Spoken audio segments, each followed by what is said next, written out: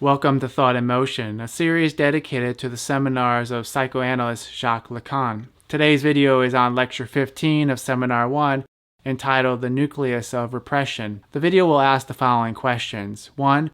What is the relationship between trauma and the symbolic? 2. What constitutes a successful repression? And 3. How does the superego emerge? If you enjoyed this video, please like it and consider subscribing to my channel.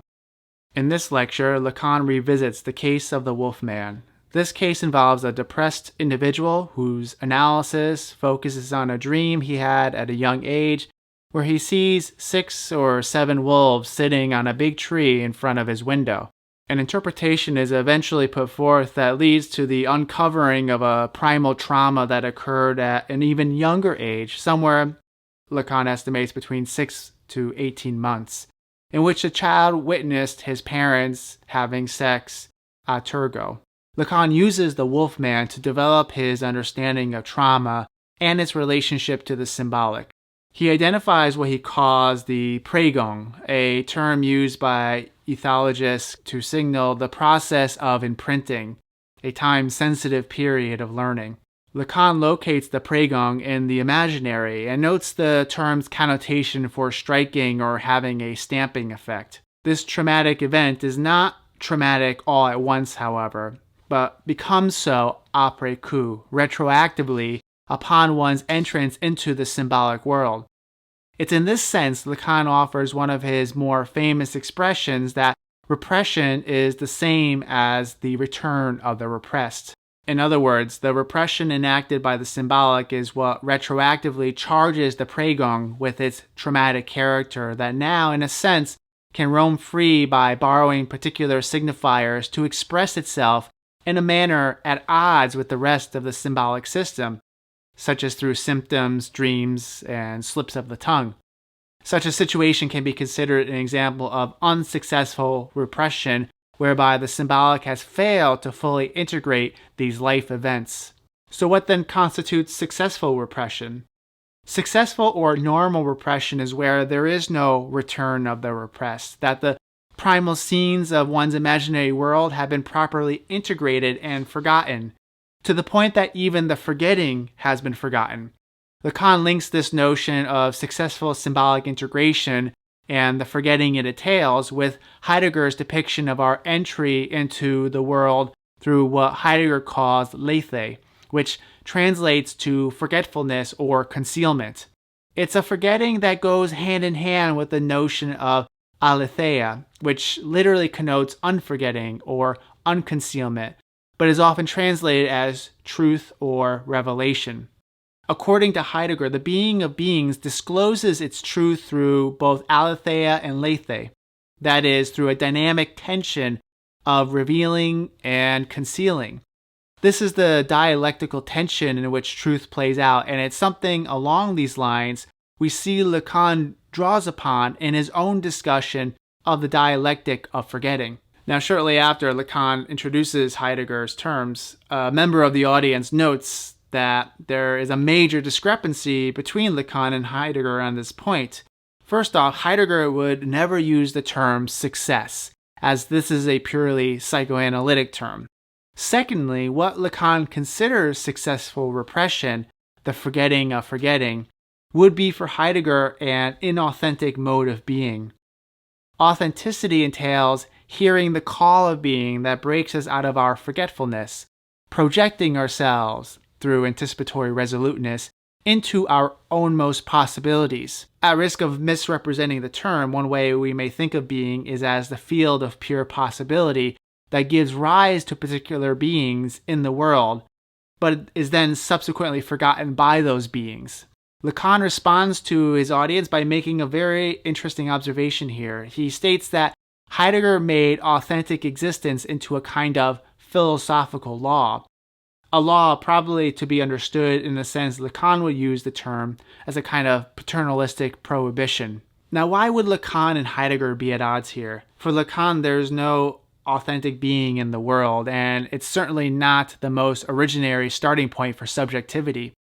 Rather, we are always already interpolated by what Heidegger would name the they.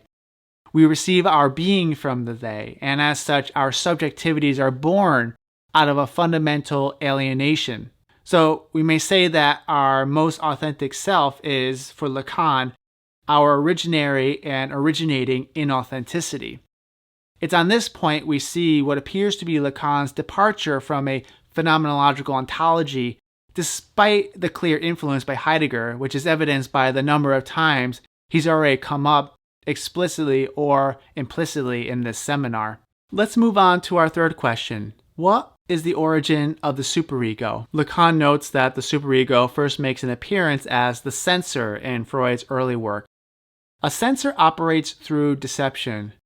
What deception? Lacan notes that the unconscious emerges because the speaking subject can lie, which means the subject is not equal to what it says.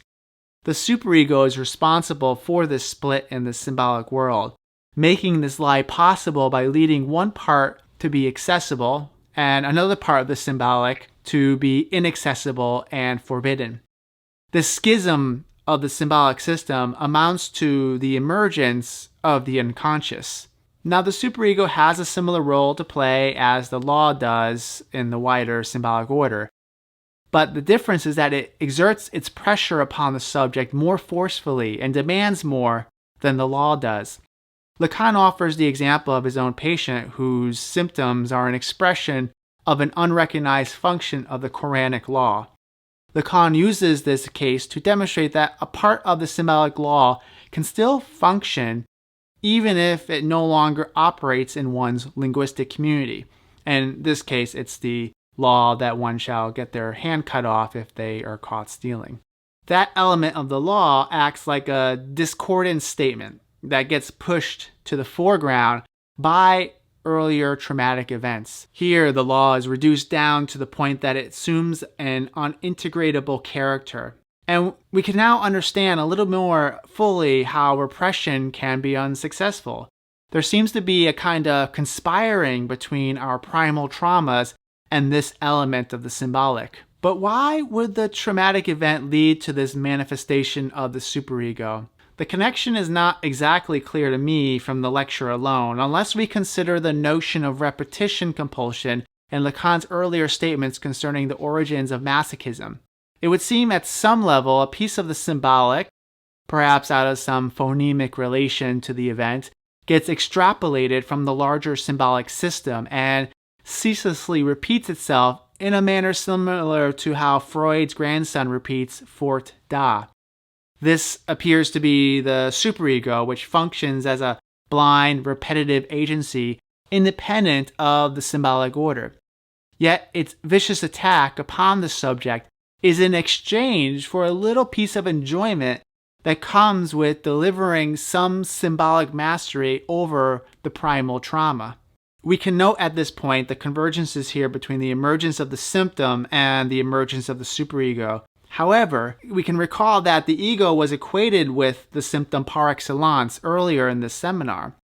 In some sense, it seems that the ego and superego share some kind of intimate relationship here, though on different planes, the ego being on the imaginary and the superego being in the symbolic. It's perhaps for this reason that Lacan will note that it's not enough to name desire, in other words, to address the subject at the level of the imaginary. This is only the first phase of analysis. And the second phase, the analyst must occupy the position of the superego. Why is this, and how would that work? I imagine it will be to reposition the subject's relationship to the symbolic and especially the superego itself. But we'll have to keep these as open questions for the time being. Thank you for watching. As always, you're free to leave comments, questions, and I look forward to seeing you next time.